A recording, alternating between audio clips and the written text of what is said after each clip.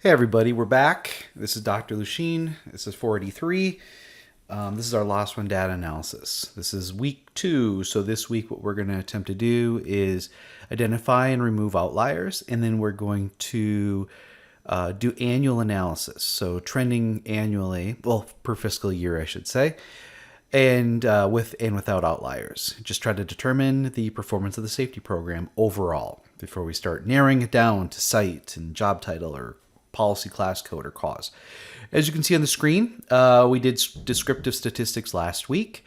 We got a basic breakdown of the overall data set along with the claim status and type of claim. So that was insightful. And these are things that you can report in your introduction and should to try to help the reader understand a little bit better about the data set overall before we really get into it. The next tab is the distribution. So this is our first attempt at assessing the quality of the data. And when I ask the question, what's the quality of the data? I'm not expecting a specific answer of good or bad. Okay, that's subjective anyway. What we're going to do is define what's there, and there's some definite findings here. You know, that what percent were the $0 claims? What's the comparison of the median versus the average versus the paid average? How does, this one, greater than 50,000, how does that represent overall? Basically, what I'm attempting to do is assess how consistent the data is. Are there outliers, or is the data skewed? And yes, the answer is yes. So the next step is we want to look for outliers, because if we can remove the outliers, maybe we can get rid of some of this skewness or extreme influence of just a few claims. So I'm going to take my descriptive stats, copy that over to a new tab. Okay. And everything is here. So we skipped over the distribution. I didn't use that because that was a very special analysis. So this is going to be outliers, okay, or ID outliers. So here's how we do this, and this may seem a bit subjective and a little bit crazy, but trust me, this is the best way to do it. So I'm going to go up to the top. I'm going to highlight the header row, so just left click on one, and then I'm going to go under data, and I'm going to click on filter. And by making the header a filter, now what I can do is I can click on these down, what do they call these, drop down windows, and I can sort the entire data set based on one set of criterion. So I'm going to go to the total paid, or the paid total, and go largest to smallest. So that puts my most expensive claims on top down to the zeros that are down below. And what I want to do is I want to graph this. I want a distribution of all the claims based on the total paid as of the date this report was generated. Again, this is going to be a bar chart just like the other distribution, but this is going to give us a different insight because it's from most expensive to lowest, whereas before it was a count based on $500 increments. So I highlighted the total paid data. I'm going to go to Insert and pick the bar chart, just simple one, 2D. And I'm going to hope there, it worked. Part of me for a second there was like, oh, dang. And I'm going to put it down here for right now, and I'm going to blow it up so we can talk about it. There we go. Make it big. Okay, so what we have here is most expensive claim down to the $0 claims. 205 claims here are all distributed, again, from most expensive to least expensive, or zero. And what's interesting, what I found in my experience in doing this analysis is that, do you see how there's these big steps or breaks in between? What we want is something that's a little bit smoother. That means more consistent. That means less biased. So what I do is I look for these breaks. So there's a break right here. There's one right here. This one right here at 20,000 seems to be the final big step or break before things get a lot smoother. And so that's where I felt is, so when I put the cursor over that one line, you see it says series 1.16 and it has the value. So I want to, so basically that means I'm going to try to eliminate 16 outliers or 16 claims and see how it changes the curve.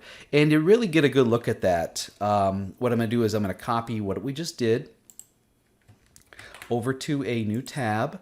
And then when I remove, I can compare what I had to what I have. And what's great too is when you remove, when you cut and paste a set of data or a group of claims, what it does, it updates all of your tables and figures and everything so you can compare it. So I'm going to go 1, 2, 3, 4, 5, 6, 7, 8, 9. Oh, it's making it dollars. I don't want to do dollars.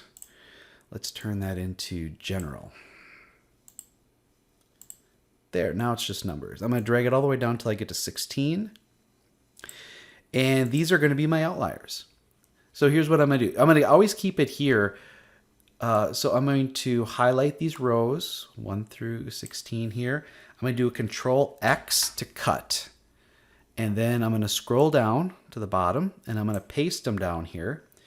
It doesn't really matter where I put them. I'm just going to put them low enough so I can do work above it. Paste. So here's what it did. Oh, I have to reset it. Okay, so I can do it before and after. It did reset my table. It didn't reset my figure. Why? I don't know. So this is the original look. And now I'm going to run it again. I really thought it was going to do that, but it didn't. So I'm going to go and I'm actually going to highlight all the same things just so it's that way. Highlighted, insert, and do a table. Let's take a look at these two. Oh, I did something. I'm going to hit Control Z to undo what I just did. There, drag that down. And let's take a look. So this one, you see how this one looks. I'm going to do this. Now to do a true comparison, what I should do is I should put these on the same level. And yeah, that's pretty close right there. The 20,000, the 20,000 are pretty much the same. I could narrow this a little bit just so it doesn't look so elongated. And I could probably elongate that. I'm not sure how equal those two are, but do you see the difference? You should be seeing the difference. It's just this right here. You see? It's a much more gentle. Now, if I extend it up, it's accentuating the differences. And we could get so super hypercritical and take it all the way out here. But then we would be leaving almost no meat on the bone. So comparing the two, I'm sorry, let me zoom in so you can see it. So now, remember I had wanted to get this down to 2% or lower. And fortunately, we didn't get there, but you take what you can get. And I'm going to do this one, Outliers removed. And I can bring over the original. So this is the original. I'm going to do copy. And I'm going to do, I think there's a special paste that should connect back.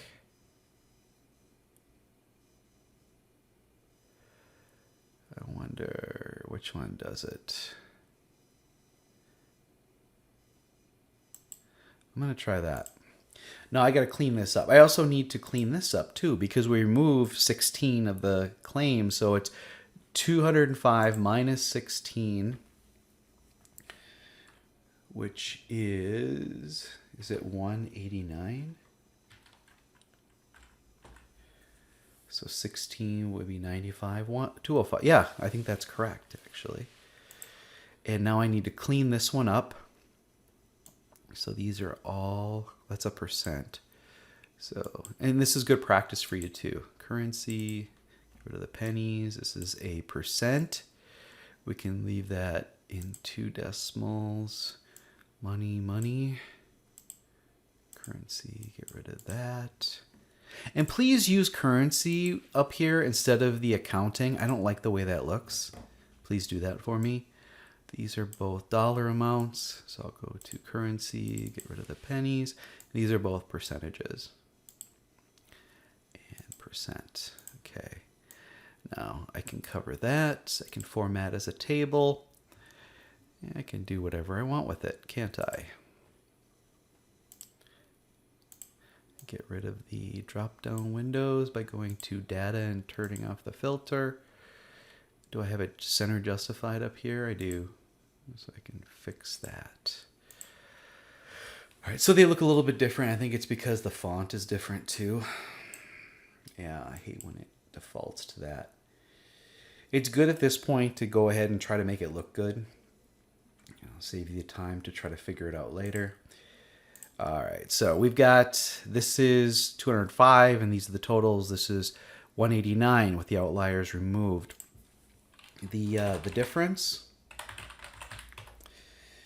is equal to the old number minus the new number. So this is the amount of outlier stuff that was removed. Isn't that cool? I'm going to also do, I'm going to insert one row, and I'm going to do percent outliers of original. So that's what was removed. This was the original.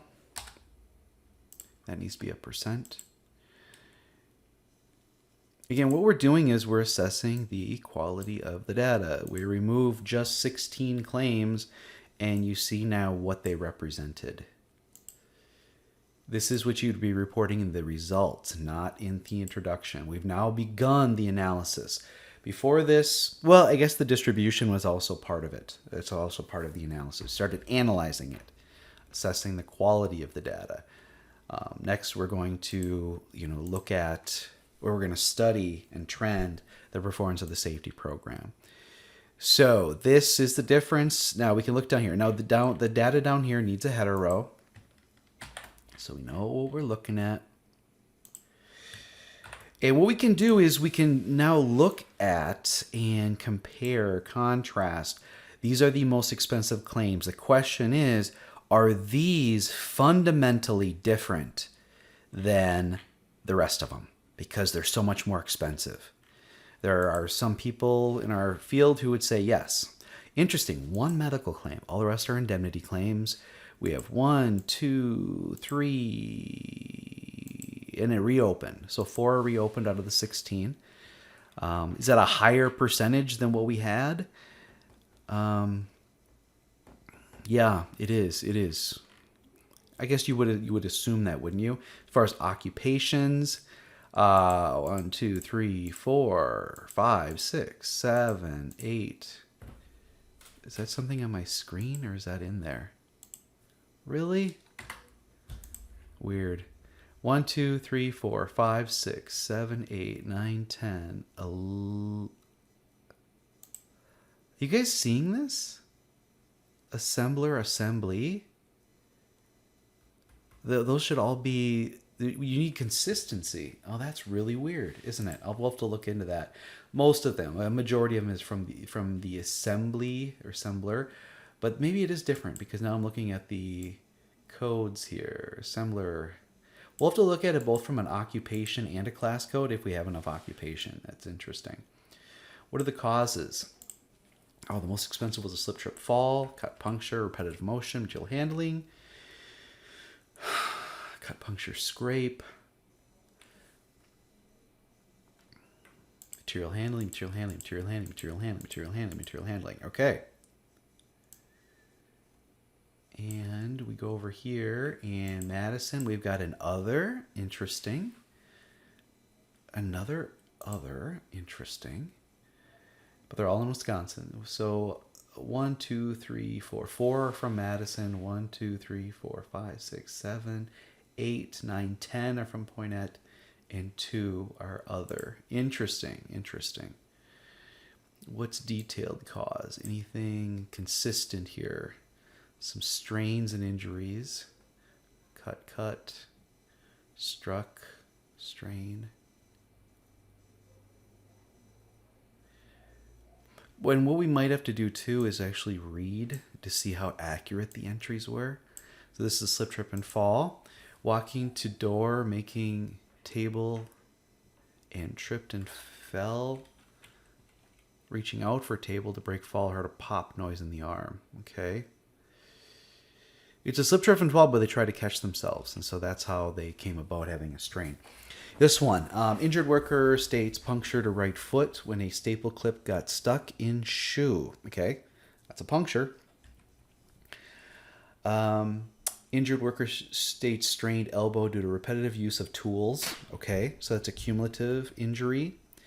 Next one, injured worker states right shoulder pain, lifting a skid off stack of pallets. Okay, so awkward lift. But it's not like a unique thing. It's something people do every day, every shift. Injured worker states laceration to left thumb on a serrated cutting edge on taper. Okay, that shouldn't happen. That's somewhat unique. Flipping tray of motors over and my shoulder popped. So again, something that's done regularly. Then there was just an injury. Injured worker states contusion to right shoulder when he tripped on the corner of a pallet, fell onto the concrete. So yeah, there are tripping hazards and they're non-persistent, and yeah, it's a dynamic part of the workplace. He was wrapping plastic and strapping off a skid of cartons. He pulled on strap that I cut and started to come, then stopped. Weird. Maybe they're trying to catch it. Was lifting a box of motors. Okay, that's the second time we've heard of motors, and it causes strain. Right elbow is sore, getting worse when extending arm out. So it seems like almost like a repetitive, maybe. Injured worker states left thumb pain after been pushing a cart. Injured worker states pain and swelling to the right foot ankle. After he was called to an emergency and turned to get a phone, we heard a pop in a foot. Okay, I'm not sure if that's a material handle. That sounds almost more like a slip, trip, and fall, right? Working on a line, RoboPress turned from bench, something popped. Employee was using box cutters to open boxes on an uneven surface. Ended up cutting her own wrist. Eesh. See, combative? It's not a combative thing. It's cut, puncture, scrape. So that's an incorrect entry. A couple of them here seem a little bit off to me. Employee left line to go to the bathroom, took a shortcut through a line and tripped in. Okay. And finally, the injured worker states contusion to head and loss of consciousness.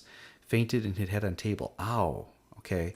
Miscellaneous. Yeah, because it sounds like, I don't know, that's weird.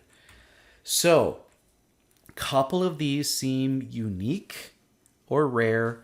Most of them seem like it's something that they do all the time, and it just happened that something went wrong. Something gave out, something didn't go as expected, and that ended up representing, let's see, what percent of our overall? 68.6%, these claims down here. So I would want you to write these notes out. I didn't write them out because I don't want you to copy my notes. Are these any different over here? Is it just a copy? Is there anything here? So right away, quality of the data. So it appears that there are some entries that maybe should have been scrutinized a little bit better. They don't seem like representative of what the comments are. Maybe there's, I don't know why it is the way it is. Maybe it's because nobody's ever done this analysis before or read these the way we are. Could be a lot of things. Mainly what I want you to do is summarize. So summarize the causes, how they represent. Summarize the class codes. Summarize the occupations. So we know, so what I want you to do is have a basic idea in the back of your head that as we start moving into analyzing these from, the overall data set, and we'll do it with and without outliers, we'll see, are these unique and therefore they're making something a priority that probably shouldn't be? Or are these just really extreme outcomes to more common things that are occurring? That's the question. That's insightful because people tend to automatically think that these are different. And there are a few here. There are a few examples, like the cutting of the saw. Or was it a saw or was it just using a taper? I forget. I'll have to go back and read that myself, and we will be reading it later too, but the point is, I'm going to try to keep this one short. So we identified 16 outliers. You see how they impacted. We read through them, and we're going to be, as we move forward, we will come back to this tab and compare. I just want you to see how it changed. Now, there still are gaps, okay? And we could take out more, but took out 16 claims, which is, what is 16 out of 205 equals 16 divided by 205, about 8%. Yeah, about 8%. 8% of the claims represent 68.6% of the total benefits paid. That is something you'd want to report on here. That, shows that, yeah, they're by definition, that's outliers right there. But the next step is we're going to move this original outliers over, and we'll start trending it. But we've already identified where our outliers are in this one, I believe. And so it'll be really easy for us to, they weren't identified. Thought they were. So maybe what we'll do is we'll move this one over. We won't be needing these charts, but you still should make them pretty, give it a title, things like that. That's something you should be doing. I may do that in between the videos. I'm going to try to keep this one short, but the next one we're going to start looking at the annual trending and try to answer the question, how is the safety program performing?